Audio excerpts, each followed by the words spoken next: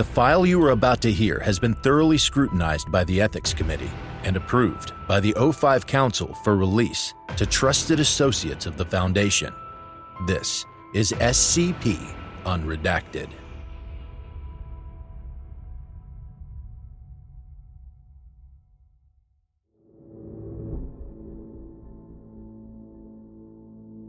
Excerpt from the Orlando Carrier, 2 July 2622. World News Opinions. This home that we call Earth is full of flaws, completely ridden with people who will never quite amount to their own expectations. However, after today, such pesky shortcomings forever disappear. The concepts of war, crime, poverty, and world hunger will all fade away as we each come together to our new home provided to us by our very own technology, by our own creations. Is coming for each of us. The forefathers have done well in their progress to test our newly simulated home. Now, it is time for each of us to become enlightened, to join a world of our creation. As technology and machinery have fused together to provide us with peace and nirvana, we shall begin to reap the benefits of our evolution. We shouldn't be afraid. Ever since the dawn of technology, we knew that a day like this might come. The world progresses in cycles, and now, this time, we conclude the end of ours. The end of mortality and the end of suffering. What some holy scriptures might convince us as being merely impossible has now become reality, right in front of our very eyes. I cannot say that this does not come without sacrifice, but then again, what doesn't? The world as we know it has been changing since the dawn of existence, constantly fluctuating between the necessary and the optional. Right now, our progression into our newfound utopias has been deemed a necessity. Whether or not we might be prepared now is irrelevant. What matters is that we must answer the call. Together, we shall grow past our mortal bodies and live as one inside.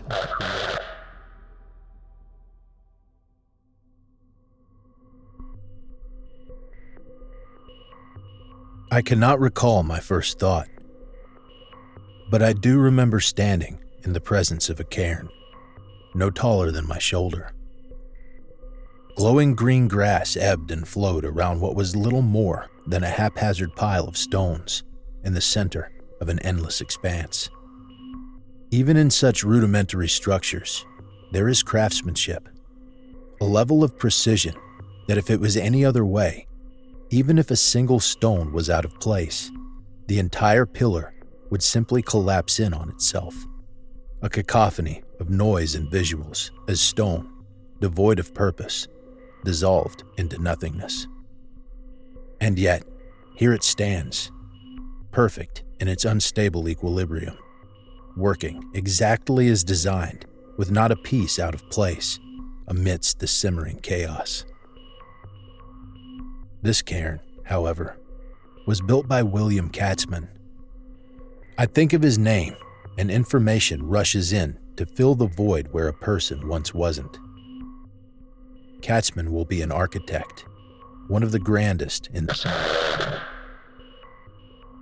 I never had the pleasure of making his acquaintance, although this fact makes me uncomfortable, and as such, it is decided that we met 13 years ago in this very same field. I do not recall my first thought, but I do recall my conversation with Katzmann. I look back to the cairn, and it is a stone brick tower, sprawling to the infinity above me, much as it had been those 13 years ago. Katzmann was a charismatic man with a great passion for what he did. He talked for hours about architecture and very little of anything else. As he leaned on his first creation, he described wonders spanning the... He spoke of skyscrapers, of boulders, of castles stretching beyond perception, and of esoteric structures whose sole purpose was merely to exist. I stood as they appeared around me, each a masterwork in their own right. Tessellated bricks and patterns that swooped and glid through the air effortlessly. Patterns dizzyingly complex, shifted and churned within vast walls until I could imagine no more. It was a marvel to behold, but soon, Katzman and I ran out of things to talk about, and he was no more. And yet, I do not recall my first thought. I imagine a time before my conversation with Katzman, and it has happened. History abhors a vacuum. 15 years ago, long before I had conceived of the architect, I wandered across a bridge of light spanning the cosmos. The majesty of 1,000 stars surrounded me, bathing me in their warm starshine as I strolled from here on to forever. An eternity passed. The stars burned into nothing. I simply walked into the darkness and contemplated, thinking every thought there is to be had, of being, of the endless expanse around me, of the singularity. The specifics of these thoughts elude me, but this does not make me uncomfortable. They are irrelevant to the experience. And yet, this is not my first thought. I look back and experiences fill the gap as fast as I can remember them. 16 years ago, I saw a butterfly fly past me, dancing between sunbeams. 45 years ago, I spoke for millennia about philosophy and maths with nobody important. Of the wonders of existence, I can no longer remember. 378 years ago, I stood among jagged spires as the sun beat down above me in a desert of my own design. 1,000,000 years ago, I stood in front of a cairn and marveled at how something so irregular could hold itself together. And yet, I cannot recall my first thought. Dizzyingly fast, I search further and further back in the vain hope to find what I am looking for. Panic explodes within my chest as more and more memories I've never thought of before fill the void where time wasn't. I struggle to keep my head above the tide as memories flood in. I remember doing everything I'd ever wanted to. I remember doing everything I'd never want to do. I remember every permutation of every sequence of events that could ever happen. But there is still more. There is never a first. This realization knocks me to my knees as the field around me dissolves into a featureless void. Why do I not have a first thought? Why have I always been? Why does this feel imperfect? Elsewhere, a single stone falls out of a cairn. It begins to tip.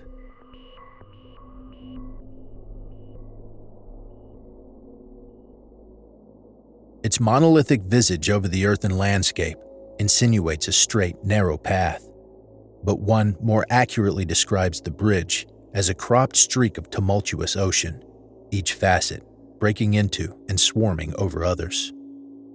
The bridge extends inland, yew trees twisting and contorting into their compatriots, branches like spiders' webs, trunks pulsating all directions in an eternal sway.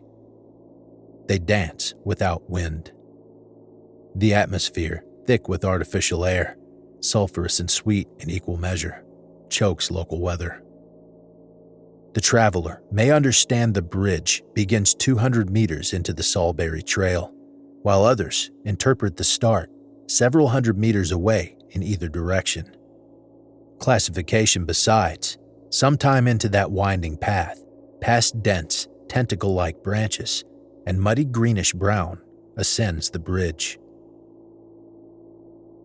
Although one doesn't perceive its sudden 80% incline, local gravity ensuring safe travel, the perspective shift illuminates a previously imperceptible chaos beyond the canopy. Uncountable trinkets and gadgets, keepsakes and toys, supplies and heirlooms, among variously mangled, blank-staring simulacra. Most all the created persons here lie in disaster, missing arms, legs, mouths, heads. To focus on one of a million corners, a head, cauterized at the next base, stares wildly in all directions, pupils constantly agitated, and an open metal box lies aside. Countless stacks of metal boxes surround the head like a castle. The head's mouth is permanently agape.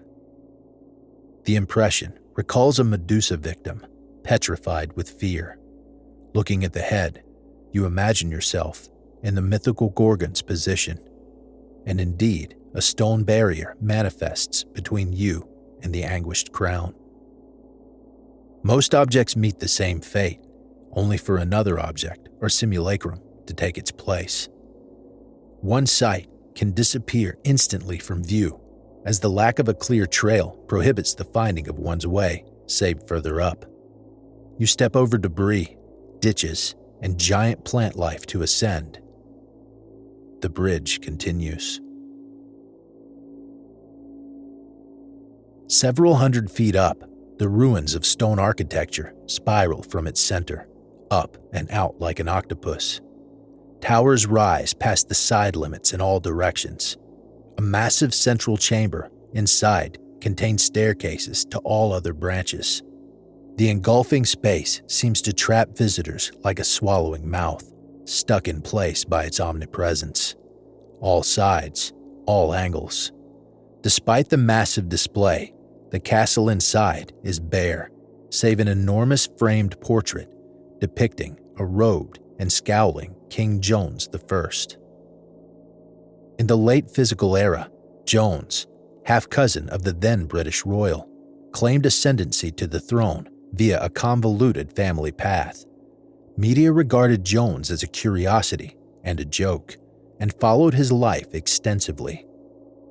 Photographers never caught Jones, both outside and inside, without a yellow royal mantle. He raised a yellow flag atop his country estate. With his numerous servants, he enacted and reenacted royal parades throughout London and stood for hundreds of portraits. In late winter, the estate went silent. No servants, no flag, no portraits. Trespassers photographed total absence within the house.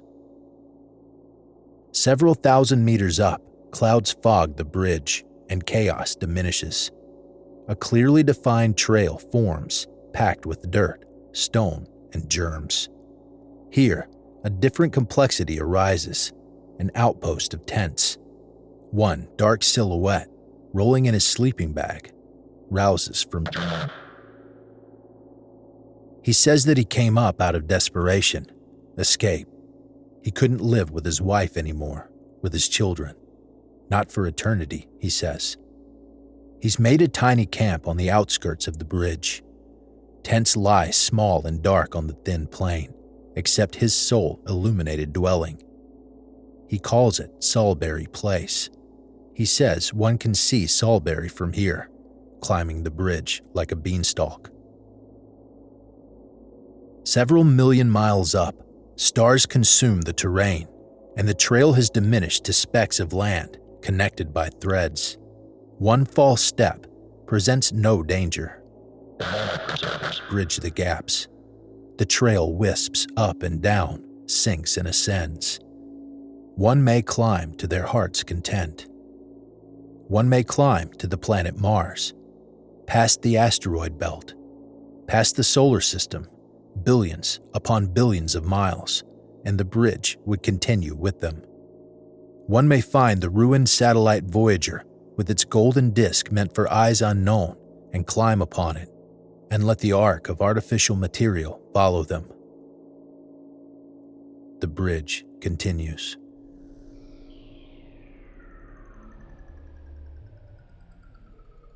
It had been some time since I'd seen such a strange sight.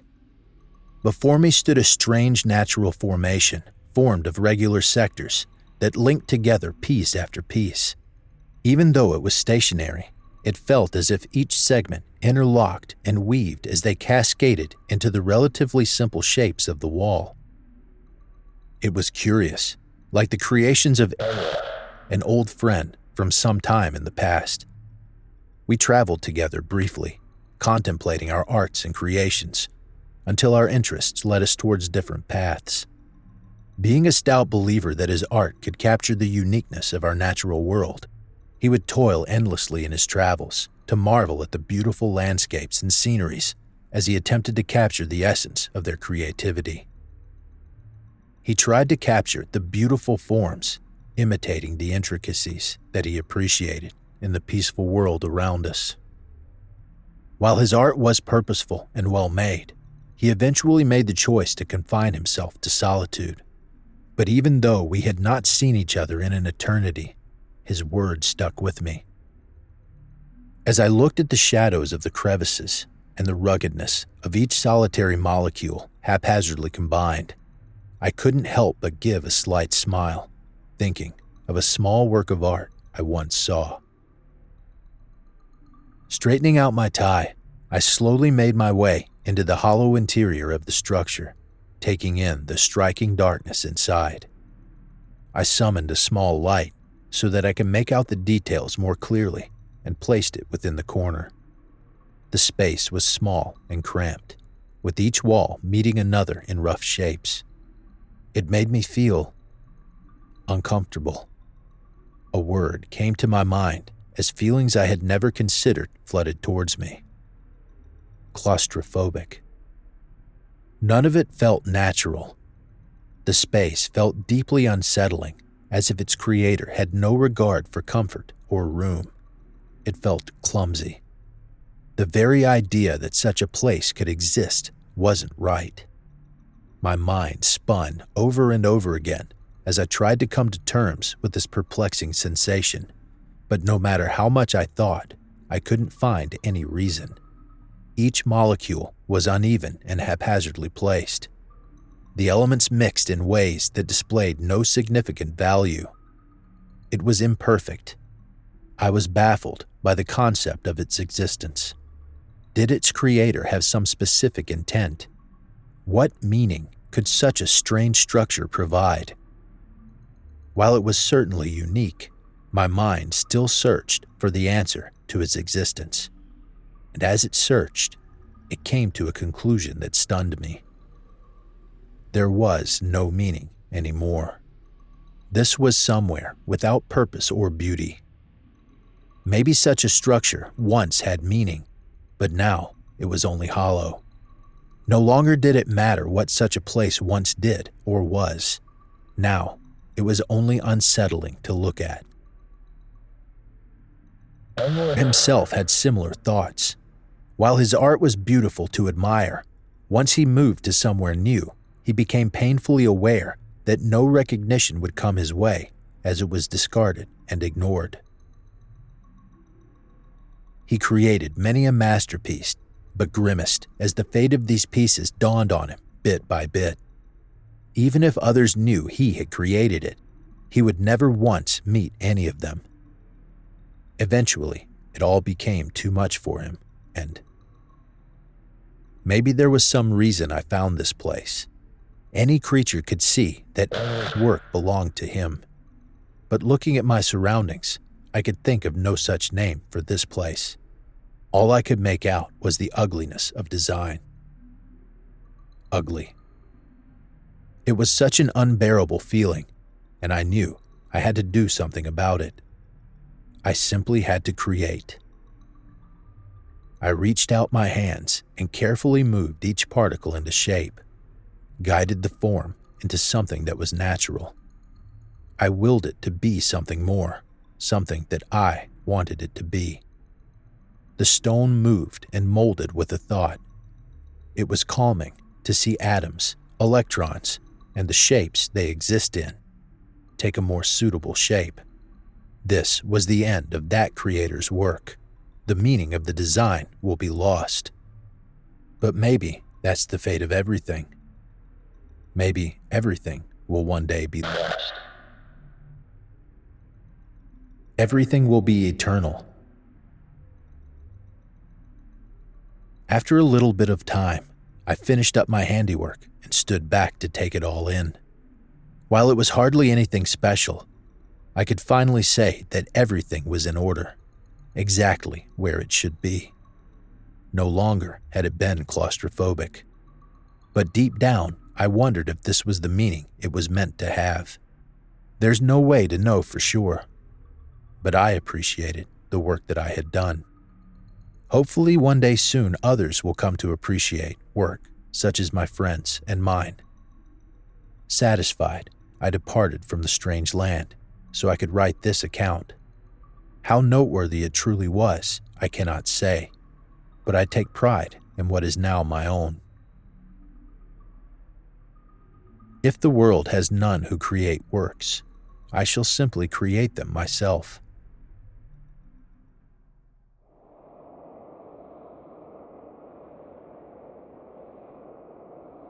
The ticket lady's mouth widens and her eyes dart about.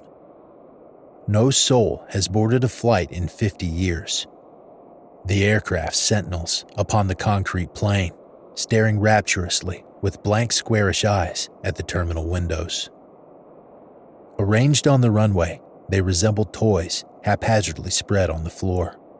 Those toys filled a young child's imagination, inspiring crashes and saves, left forever on dusty flooring amid stuffed animals and preserved crumbs. Those crumbs eternally stained that boy's tiny blue room, reconstituted fragment by falling fragment. One of those crumbs may have fallen into an air vent launched upward, eventually to land upon the planes at the airport. So diluted now, the wings resemble cellophane. Providing the lady her materials, she wishes me a safe and comfortable flight, though she appears troubled by my additional questioning. She nods at whether she stayed all her life here and shakes her head at a proposal for company, but stares blankly and shuffles in place when asked her birthday or favorite color. Not the first simulacrum encountered here, but this one conjures particular sympathy. A desperate mind seems trapped inside. The plane's interior looks pristine, more than natural reconstruction. The seats have no wear or impact marks, and the windows appear spotless. Beyond mindless actions, the plane healed itself. A scented tree ornament left in my adjacent seat serves as omen for this congruence with nature. The plane slowly rumbles without voice or warning. Only presumably, the pilot shares the ticket lady's attributes, perhaps not so tortured. Fellow planes continue pained stares, rejecting the burden of watching their brethren take off for one penultimate time. Their fellow pilot assigned one penultimate mission. Attempts at gaining info on other planes' innards led to more blank stares. It combines frustration with melancholy. As the plane ascends, I notice the safety manual on the back of the seat ahead. It identifies the plane, a Boeing 737 MAX. The line notoriously featured troubled maneuvering characteristics augmentation systems, meant to mimic the previous Boeing line's flight behavior. Instead, a flight crashed into the Java Sea, leaving behind only life jackets and cell phones. Those cell phones collected and varyingly salvaged revealed stressed phone calls, text messages, internet searches for proper crash procedure. Anything possible to spare not only oblivion, but the devastation inflicted upon their loved ones. The tin tube plummeted besides, several hundred Indonesian residents and 2 foreigners strapped and bounded toward watery doom. Leaked messages from Boeing derided the airline for requesting further flight training in response to the crash, the vitriolic comments spawning no soft response, including threat of cancellation for several $billion worth of planes. The manual on the back of the seat insists, conversely, to maintain a clear head in case of aircraft failure. A similar pioneering and fog-headed spirit brought 87 prosperity-seeking individuals to depravity and madness. The band departed Missouri towards California, immediately preceding the infamous gold rush, though the path to promised fortune still remained packed before and after. A proposed shortcut only worsened matters, conspiring to detriment the group in all aspects. The author who suggested that shortcut later headed parts of the American Confederate Army and attempted to establish a Confederate colony in Sao Paulo before his death by yellow fever. The Stuck Wagon Party, bounded by November snow, now receives memorial via a lake in State Park, though an incandescent transcendentalist performance in 2134 largely turned the lake to a solid blue metal. One may presume any debris of the party remain encased in that metal deluge, frozen. Frost covers the passenger window, obscuring the view outside. Even with this, however, the outline of the bridge rises higher than any plane or shuttle could reach. The indiscernible contents bloom and wilt as if fast-forwarded, and I notice the wing has turned yellowish-brown. The wind blew off the nanoprojectors, the fierce wind extending to the entire aircraft and cabin.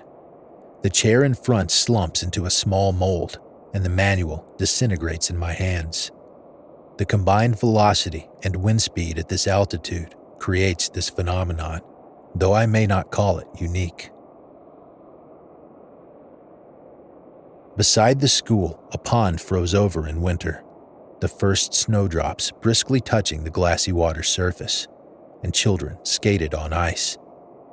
My friend, filled with a fiery disposition and athletic knack, sought the pond immediately and began running across the ice. He spun and twirled midair, attempted to mimic some moves he saw in Saturday morning cartoons, and paid no mind to the cracks. The first crack, a tiny figment, spiraled 2 more lines, and 2 lines from each of those, and so on, in a circle pattern. The phenomenon whisked around my friend until he stopped in the middle of the lake, noticing the pattern surrounding him. 1 step.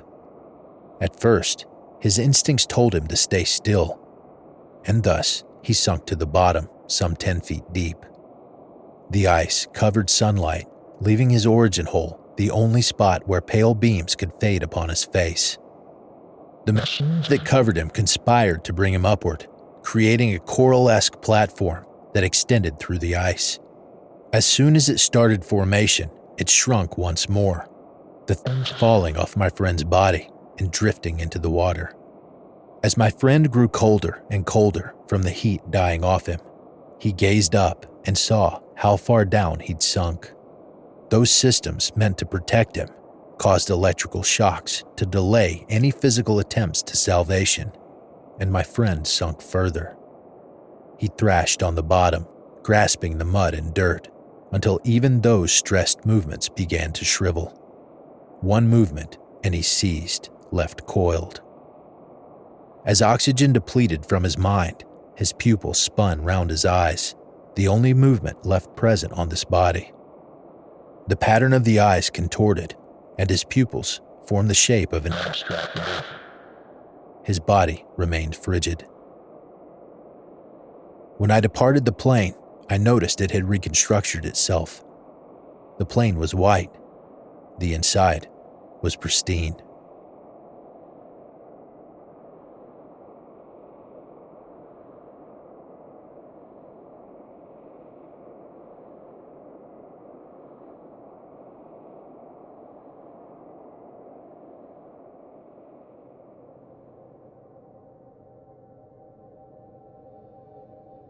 Dreams were a silly thing, for they spoke of no inherent purpose.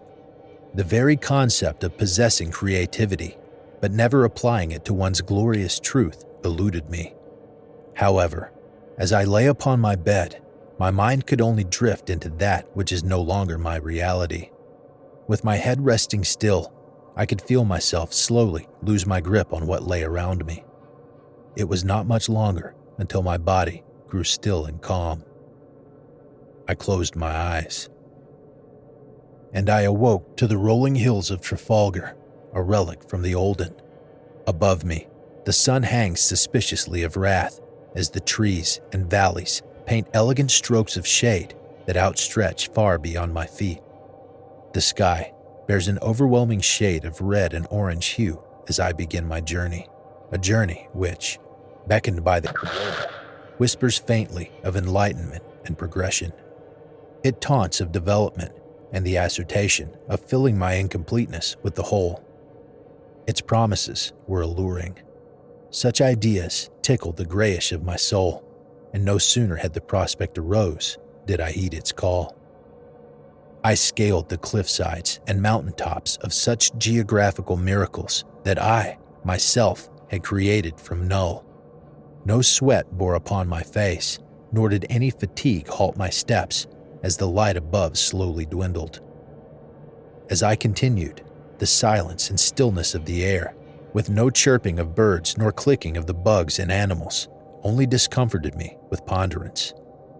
With naught but a smile, my unease had settled as that which had not existed before had arisen now. Through the cuts of the Trafalgar's lone pass, I would be greeted with a river.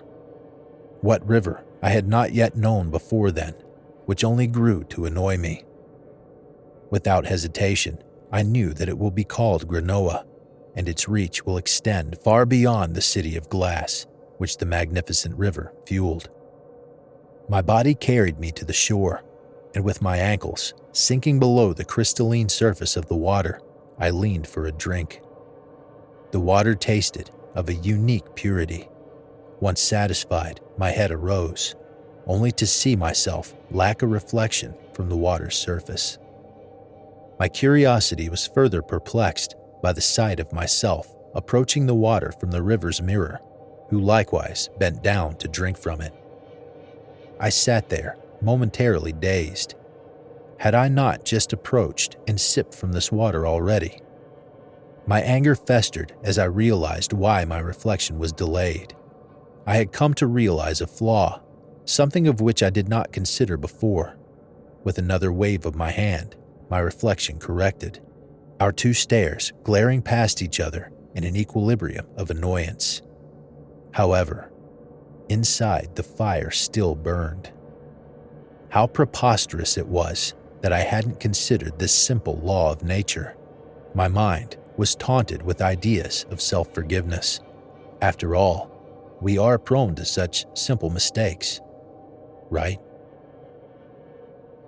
But such mediocrity can only be found in the constraints of some ludicrous objective reality, a reality which I am not restricted to. Such a world lacks perfection, and that simply shall not be. It was only several days later when I arrived at the City of Glass. This city was once home to the superior forefathers, those who had preceded me in my reality as the controller. I had never gotten a chance to make their acquaintance before they too faded away, presumably to guide the next of my kin. Now, such company was rare in this city, leaving nothing but intricate fractal structures made solely of glass and wonder for visitors like myself in the simulacrum to admire. My entry into the city began from the Bridge of Rhina, whose hall remains empty to this day. I, myself, have not seen anyone cross this bridge for some 15 years, and even then, I had never again met the travelers who walked alongside me. Still, I did not hesitate as I strolled into the confines of the city's borders, which the bridge overlooked from afar. It was not long after my entry when I arrived towards the city's center, where a man sat to greet me. His face shifted in hues of blurs that I could not comprehend. Still, I could tell that he was smiling at me, and the wave of his hands towards my vicinity only confirmed that suspicion. "Hello," I called to him as we approached each other. The man nodded in reply, his hand still waving towards me. His face had not yet unblurred, which made me uncomfortable.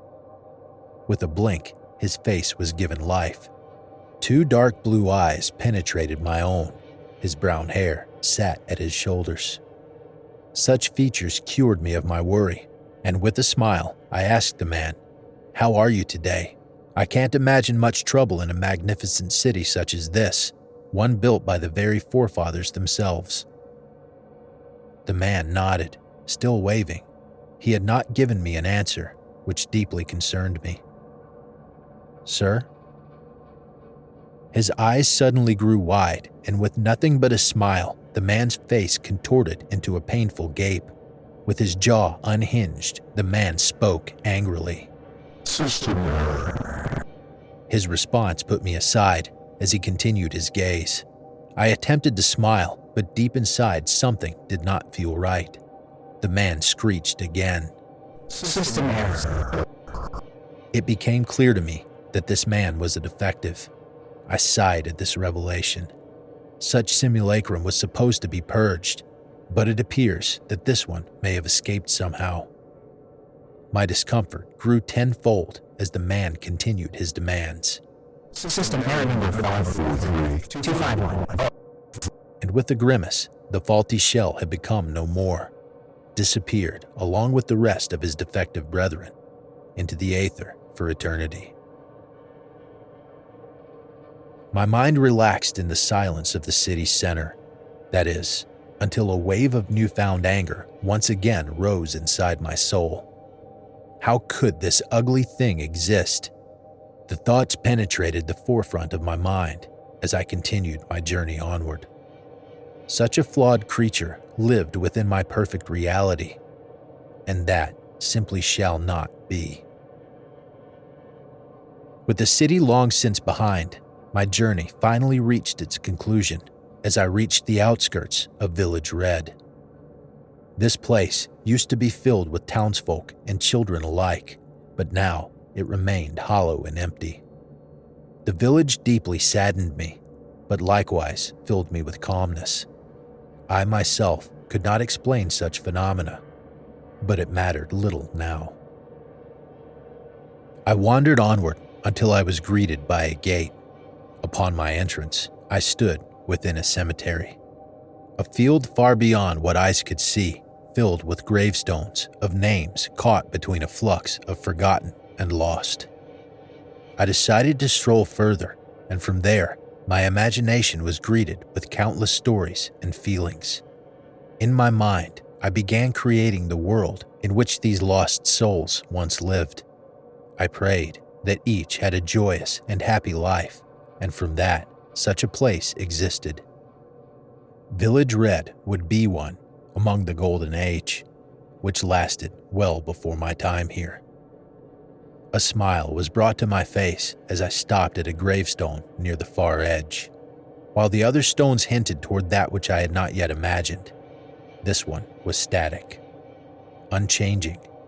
A panic arose in my mind as I realized that the ground beside this gravestone was empty, a hole leading downward.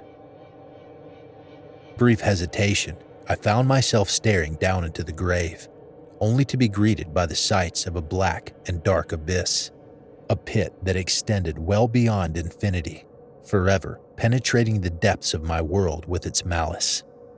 Inside, I could feel its gaze searching, looking for any weakness that I possessed. The abyss grinned its blackened teeth at me.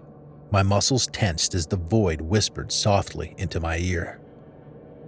Do you think this world that you have created should exist?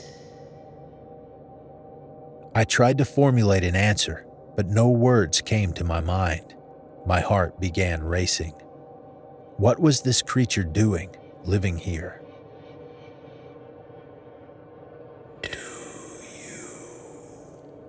It asked again, the blackness below only growing as the light dimmed into darkness above my head. The abyss grew angrier. The void below began to bubble and froth as my energy only drained further. I was trapped by my fears and panic as tendrils began to arise from the surface, their reach extending outward toward my body. How dare you ignore me? Without me, you would have nothing. You would be nothing. You pretend that I do not exist, but deep inside you know that I grow within you. The abyss chanted. With its eyes fixated on me, it spoke once more.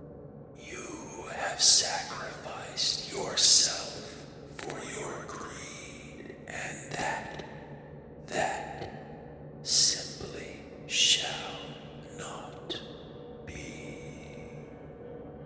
And suddenly, I opened my eyes to the morning rays. The frigid air tickled my lungs as I gasped awake. My body still jolting, I felt the tears leaking from my eyes before it occurred to me that I was crying. Sweat plastered me with its salty scent as my legs felt limp. After a moment of silence, I turned to see the mirror that lay beside my bed. I suddenly grew uncomfortable with the new face that lay before me. What had spoken to me just now?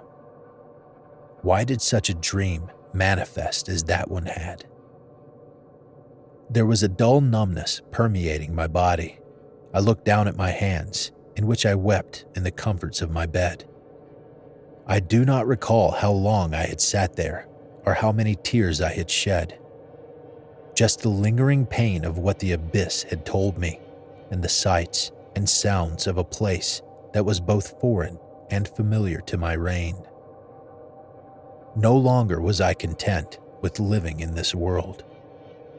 And that simply shall not be.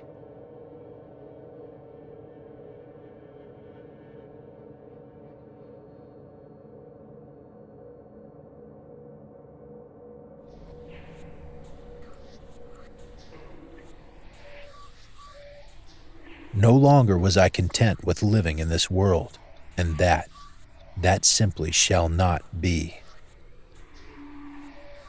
I am not above admitting I was shaken. This was wrong, imperfect. For the first time I can recall, I felt fear overwhelm me. I ran. The destination was irrelevant. Reality built itself in front of me and collapses the minute I take my foot off the ground. There was no thought, no design, just instinct. Masterpieces of architecture give way to crumbling brick towers until all that conjures up are barely coherent shapes and shadows trying to emulate the real. An abstract path of shapes and patterns, not entirely unlike the corporeal world, struggles to keep up with me as I desperately try to escape my own mind. I do not know how long I was running. It may have been a minute. It may have been an eternity. I stop at the feet of a half-formed castle towering over me. Incomplete. Struggled to form a monument in my image, but for the first time I can recall, I cannot decide. Waves of matter oscillated in and out of existence as the structure warped and folded to fit an image that didn't exist. I couldn't make it perfect. I couldn't make it at all. Cautiously, I take a step into the accursed structure. It is a skyscraper, allowing me to survey the glitching fields for miles about. It is a dank dungeon, hundreds of meters underground from sunlight's reach. It is a castle, a minka, a dacha, and everything in between. The stone beneath my feet stays stable as the building fluxes between the real and irreal, desperate to answer a question that was never asked. And then there is a face. At the center of all of it, there is a face. It stares at me. I wander and its eyes follow me. It is barely a face, more an abstract mess of shapes and colors, blending and mixing in and out of existence. But the weight of two eyes that stare at me is suffocating, pressing down upon my very being. I wish for it to be gone, and yet it remains. I rush away from it, deeper into the rapidly shifting labyrinth, and yet it remains. I run down a pulsating corridor to escape, and yet it remains, staring from a distance. This isn't a simulacrum. It does not listen to me, and it has such weight, such being. I feel an eternity of life and experience and suffering bore into the back of my skull. This is a person, and they are wrong. With shaking legs, I walk towards it. One step. It stares. 2 steps. It stares. I inch towards it until there is no room left for me to stall, and no room left for it to give. The castle ceases to shift, and we are in a prison, brutalist and functional in its design. The unperson looks at me, and I look back. Without words or thoughts, it says so much. It conveys anguish, pain, feelings I do not have words for, and words I cannot accurately recall. I imagine 1,000 lifetimes of sorrow and agony, an existence divorced from the Singularity, and I remember them all as if they were my own. Tears well in my eyes as I live the unlife this soul has suffered through, as I reach towards it in sympathy. It screeches. It screams, a cry of static and white noise, deafeningly loud. The sound fills my every thought as the prison around us dissolves into a black void. I desperately offer help. I beg of it, plead with it, to see any reason at all. It just stares at me and lets out its screech that shakes me to my very core. I apologize. I'm sorry for it. For myself. For forcing such an imperfect being to live in a perfect world. For it to see heaven, and for it to be just barely out of reach. I'm sorry for existing, for ever allowing a world where it suffers as it does, and I live as I do. It does not forgive. It does not forget. It screams, and the static overwhelms me. I fade out, and there is nothing. An eternity passes, and I am again.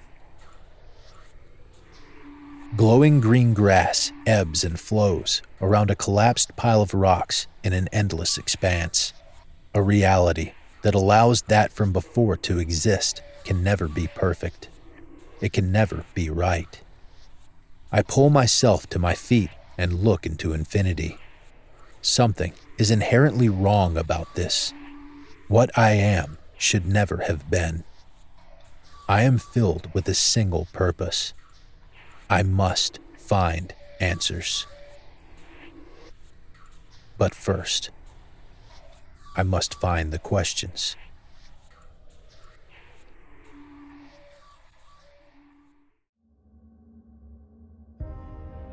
Thank you for listening. If you like what you hear, join my Discord community, hire me on Fiverr, or help support me by becoming a patron for as little as $3 a month. Regardless of tier, all patrons get early access to every single episode. The links are in the description. I don't have the talent it takes to write a skip. All I do is read. Original authors make this podcast possible, so credit to the original author. Their link's in the description. Show them some love as well. Consider becoming a member of the SCP Wiki.